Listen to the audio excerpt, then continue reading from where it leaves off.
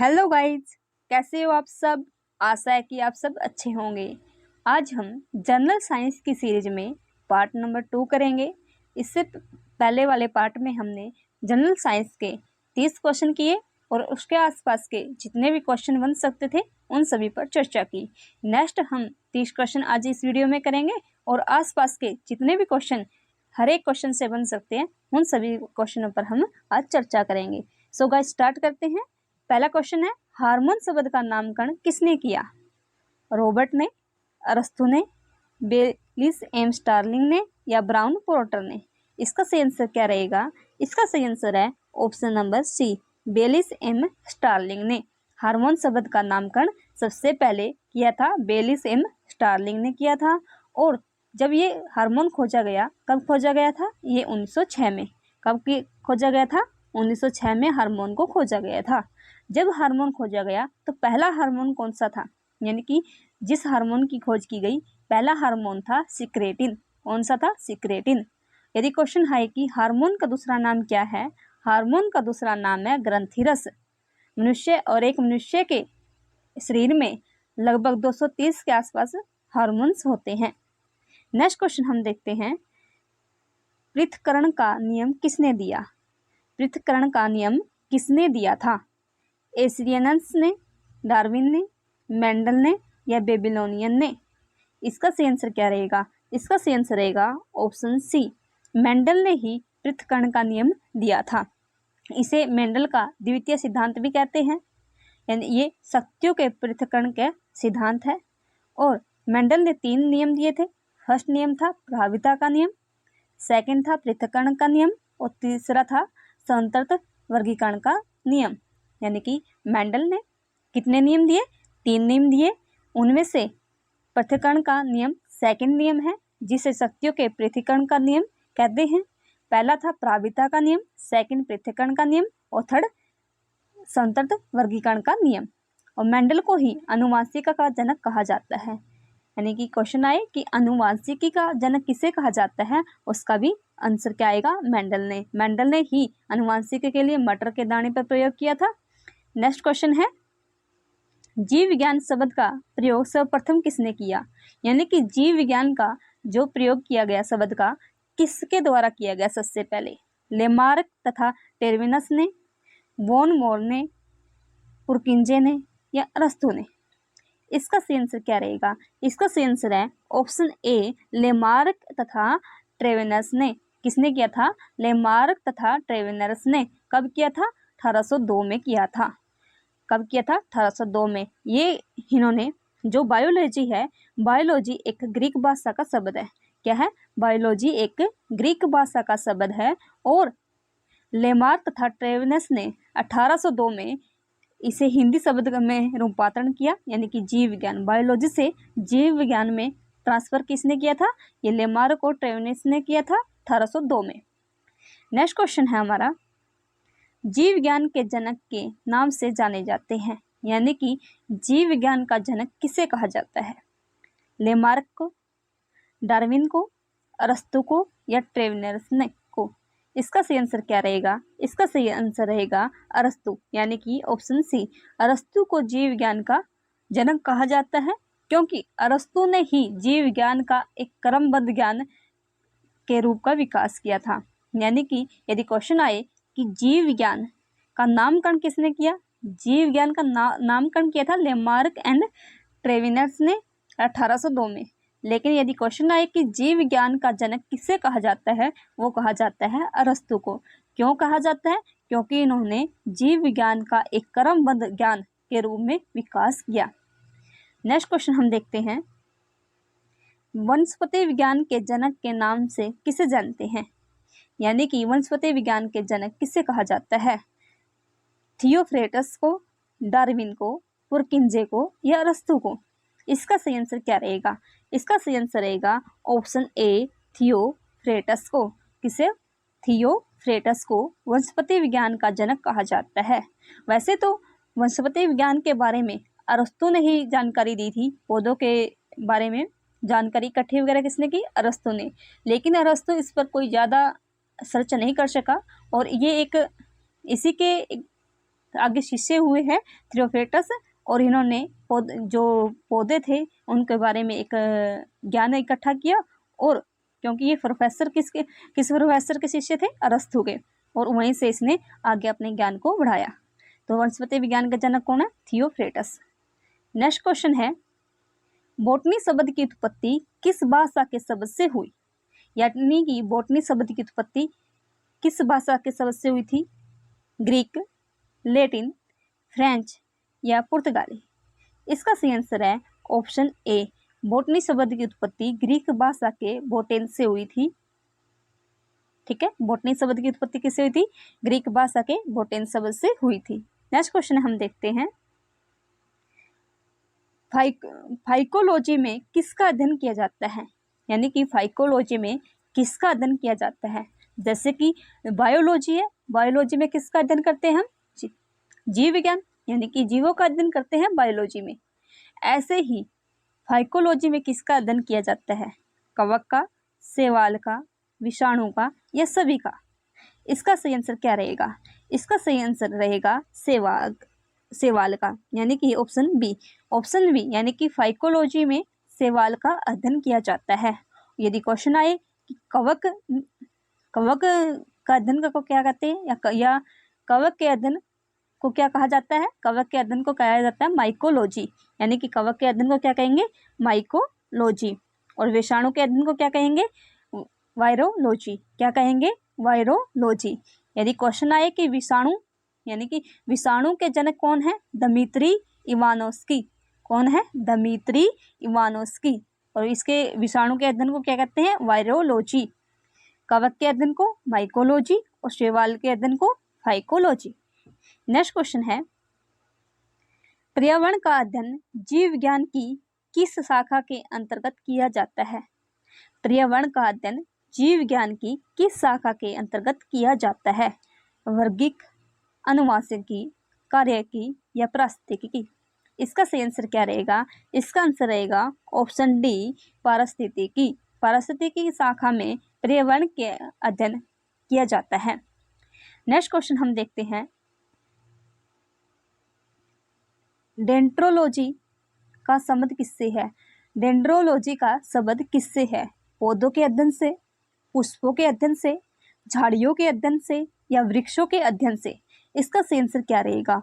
इसका सही आंसर रहेगा ऑप्शन सी, झाड़ियों के अध्ययन को। डेंड्रोलॉजी झाड़ियों के अध्ययन को कहते हैं, यानी कि डेंड्रोलॉजी झाड़ियों के अध्ययन से संबंधित है। झाड़ियों के अध्ययन को क्या कहेंगे? डेंड्रोलॉजी। और पौधों के अध्ययन को क्या कहेंगे? पौधों के अध्ययन को पोमोलॉजी, यानी कि पोमोलॉजी। पौधों के अध्ययन को क्या कहेंगे? पोमोलॉजी। और यदि पत्तियों के अध्ययन को पूछा जाए, पत्तियों के अध्ययन को हम कहेंगे फिनोलॉजी। क्या कहेंगे? फिनोलॉजी। पत्तियों के अध्ययन को फिनोलॉजी, पौधों के अध्ययन को पोमोलॉजी और झाड़ियों के अध्ययन को डेंड्रोलॉजी। नेक्स्ट क्वेश्चन है, ये गाइस मिसप्रिंट हो चुका है।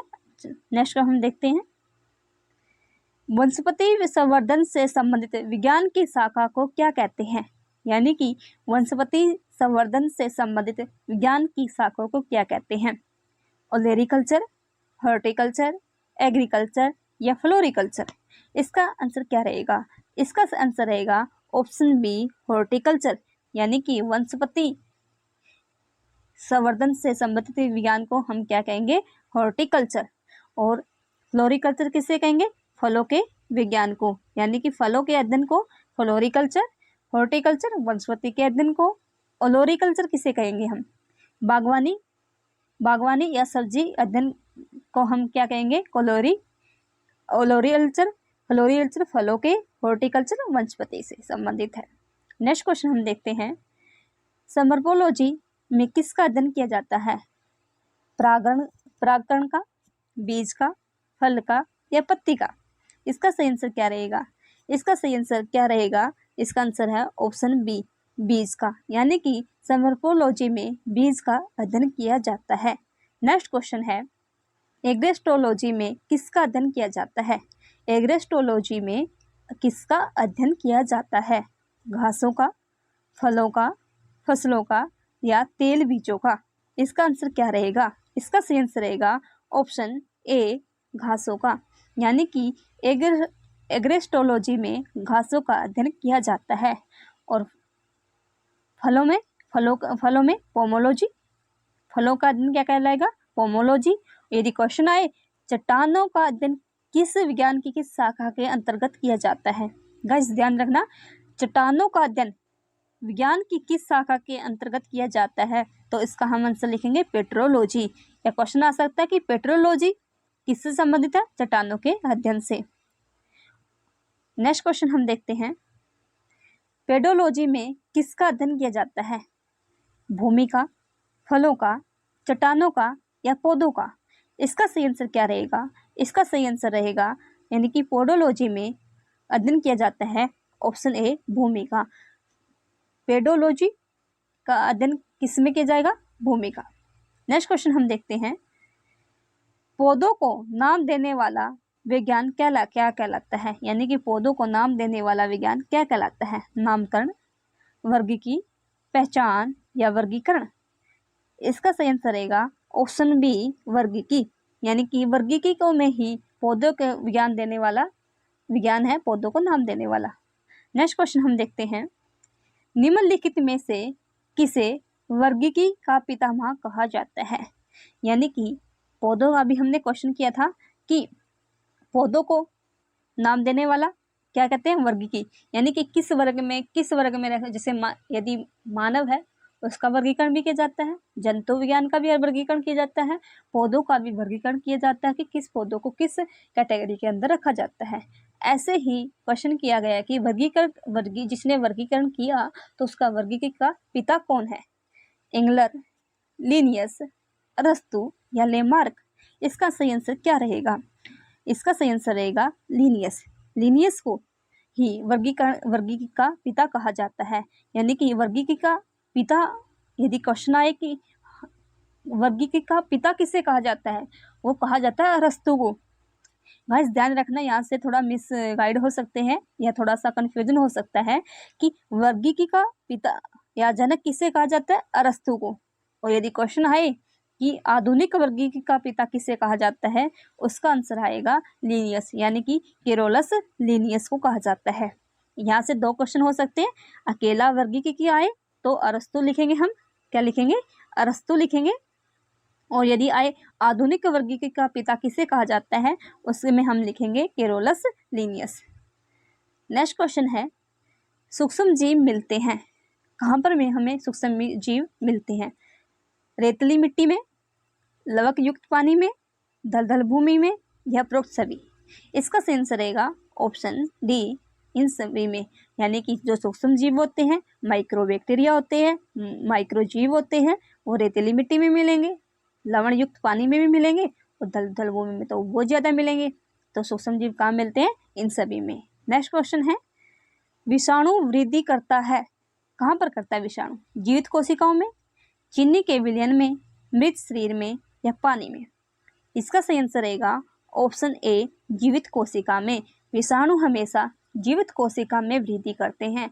यदि क्वेश्चन आए कि विषाणु पोषण कहाँ से प्राप्त करते हैं, तो इसका आंसर भी क्या आएगा? जीवित कोशिकाओं से, क्योंकि जो जीवाणु विषाणु होते हैं वो कभी भी मृत कोशिका पर डिपेंड नहीं होते और ना ही उसमें वो वृद्धि कर सकते। जैसे कि आपको सभी को पता है, अभी कुछ टाइम पहले बैक्टीरिया एक विषाणु आया था, एक विषाणु कौन सा आया था? Corona virus. ये भी क्या था? एक विषाणु था और ये भी सिर्फ जीवित कोशिकाओं पर ही अटैक करता था और जीवित कोशिकाओं पर में ही ये सर्वाइव कर सकता था। नेक्स्ट क्वेश्चन है, साबूदाना किससे बनाया जाता है? साबूदाना किससे बनाया जाता है? सभी को पता है साबूदाने क्या होता है, साबूदाने की खीर वगैरह, खिचड़ी वगैरह भी खाते हैं। तो साबूदाना किससे बनाया जाता है? पाइनस से, सेड्रस से, जूनिपेरस से या साइकस से? इसका सही आंसर क्या रहेगा? इसका सही आंसर रहेगा ऑप्शन डी साइकस से। साबूदाना साइकस से बनाया जाता है, या फिर कहो साग पाम के तना और जड़ के में जो गुद्दा होता है वही उस गुद्दे से ही साबूदाना बनाया जाता है। उसमें कुछ प्रोसेस की जाती है, उसको भी जो इसका सागो पाम या साइकस पाम होता है उसके तना और जड़ के गुद्दे को काफ़ी समय तक भिगो के रखा जाता है, उस प्रोसेस में आगे साबूदाना बनाया जाता है। नेक्स्ट क्वेश्चन है, फलों का अध्ययन कहलाता है? फलों के बारे में हम पहले ही पढ़ चुके हैं। फलों का अध्ययन क्या कहलाता है? फेनोलॉजी, पोमोलॉजी, एग्रोस्टोलॉजी या एंथोलॉजी? इसका सही आंसर क्या रहेगा? इसका सही आंसर रहेगा ऑप्शन बी, पोमोलॉजी। हमने पहले ही पढ़ा है कि फलों का अध्ययन क्या कहलाएगा? पोमोलॉजी। नेक्स्ट क्वेश्चन है, द्विनाम पद्धति के प्रतिपालक कौन है? द्विनाम पद्धति के प्रतिपालक कौन है? डार्विन, थियोफ्रेटस, लिनियस या हिपोक्रेटस? इसका सही आंसर क्या रहेगा? इसका आंसर रहेगा ऑप्शन सी, लिनियस, यानी कि केरोलस लिनियस ही द्विनाम पद्धति के प्रतिपालक हैं। द्विनाम पद्धति यानी कि जंतु और वनस्पति के नामकरण की पद्धति को हम द्विनाम पद्धति कहते हैं। किसे कहते हैं? जंतु एवं वनस्पति के नामकरण की पद्धति को क्या कहते हैं? द्विनाम पद्धति कहते हैं। और इसके जो प्रतिपालक थे कौन है? Carolus Linnaeus. नेक्स्ट क्वेश्चन है, जीवाणु की खोज सर्वप्रथम किसने की? जीवाणु की खोज सर्वप्रथम किसने की? रॉबर्ट कोच ने, लुई पास्चर ने, ल्यूवेनहोक ने या रॉबर्ट हुक ने? इसका सही आंसर क्या रहेगा?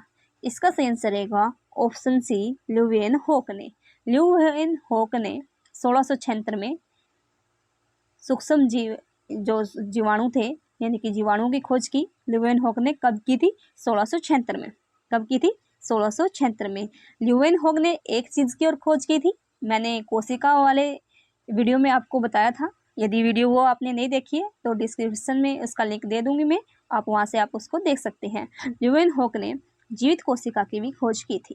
किसकी की थी? जीवित कोशिका की खोज ल्यूवेनहोक ने की थी। और जीवाणु की खोज भी किसने की? ल्यूवेनहोक ने। उसके बाद है रॉबर्ट हुक। रॉबर्ट हुक ने क्या किया था? रॉबर्ट हुक को कोशिका का जनक कहा जाता है क्योंकि इसने सर्वप्रथम कोशिका को खोजा था। और वो कोशिका कैसी थी? मृत कोशिका, यानी कि रॉबर्ट हुक ने मृत कोशिका को खोजा था और जीवित को ल्यूवेनहोक ने। लुई पास्चर, लुई पास्चर को तो आप सभी को पता होगा। लुई पास्चर ने क्या खोजा था? लुई पास्चर ने रेबीज किससे होता है? कुत्ते के काटने से रेबीज फैलता है। और रेबीज के टीके की खोज किसने की थी? लुई पास्चर ने की थी। उसके बाद है रॉबर्ट कोच। रॉबर्ट कोच ने भी खोज की थी। किस बैक्टीरिया की खोज की थी? जो रॉबर्ट कोच है इन्होंने टीबी के बैक्टीरिया, टीबी का बैक्टीरिया कौन सा था? माइकोबैक्टीरियम ट्यूबरकुलोसिस, यानी कि टीबी का जो बैक्टीरिया है माइकोबैक्टीरियम ट्यूबरकुलोसिस की खोज किसने की थी? ये की थी रॉबर्ट कोच ने। नेक्स्ट क्वेश्चन है, जिन पौधों पर बीज बनते हैं किंतु पुष्प नहीं लगते क्या कहलाते हैं? यानी कि वो पौधे जिन पर बीज तो बनते हैं लेकिन पुष्प नहीं लगते वो क्या कहलाते हैं? ब्रायोफाइट, टेरिफाइट, आवर्ती बीजी या अनावर्त बीजी? इसका सही आंसर क्या रहेगा? इसका सही आंसर रहेगा ऑप्शन डी, अनावृत बीजी। क्या रहेगा? अनावृत बीजी। नेक्स्ट क्वेश्चन है, जीवाणु की साधारण आकृति क्या होती है? यानी कि जो जीवाणु होते हैं वो किस आकृति के होते हैं? सर्पिल के, गोल, छड़ रूपी या कोमा रूपी? इसका सही आंसर रहेगा छड़ रूपी। छड़ जैसे कि हमारी छड़ होती है उसी आकृति के जीवाणु होते हैं। नेक्स्ट क्वेश्चन है, जो जीवाणु आकार में सबसे छोटे होते हैं क्या कहलाते हैं? बिल्कुल ही छोटे जो जीवाणु होते हैं वो क्या कहलाते हैं? वाइब्रियो, गुलाणु, डंडाणु या स्पाइरिला? उसको कहते हैं ऑप्शन बी, यानी कि गुलाणु। यानी कि बहुत ज़्यादा छोटे जो जीवाणु होते हैं उनको हम कहते हैं गुलाणु। और यदि क्वेश्चन आए कि जीवाणुओं का आकार कैसा होता है? छड़नुमी, जैसे कि हमारी छड़ होती है उस प्रकार का ही जीवाणु का आकार होता है। नेक्स्ट क्वेश्चन है, निम्नलिखित में से कौन सा रोग बैक्टीरिया से होता है? बैक्टीरिया से होने वाला रोग कौन सा है? पीलिया, तपेदिक, चेचक या ये सभी? इसका सही आंसर रहेगा ऑप्शन बी, तपेदिक। तपेदिक ही बैक्टीरिया से होने वाला रोग है। नेक्स्ट क्वेश्चन है, ये भी मिसप्रिंट है, नेक्स्ट देखते हैं। एंटीबायोटिक्स अधिकांश पाए जाते हैं, यानी कि एंटी जो बायोटिक्स होते हैं वो कहाँ पर पाए जाते हैं? ज़्यादातर आवर्ती बीजियों में, कवक में, विषाणु में या जीवाणुओं में? इसका सही आंसर रहेगा ऑप्शन डी, जीवाणुओं में। जो एंटीबायोटिक्स होते हैं वो सबसे ज़्यादा कहाँ पर पाए जाते हैं? जीवाणुओं में। नेक्स्ट क्वेश्चन है, निम्न में से सबसे छोटा जीव कौन सा है?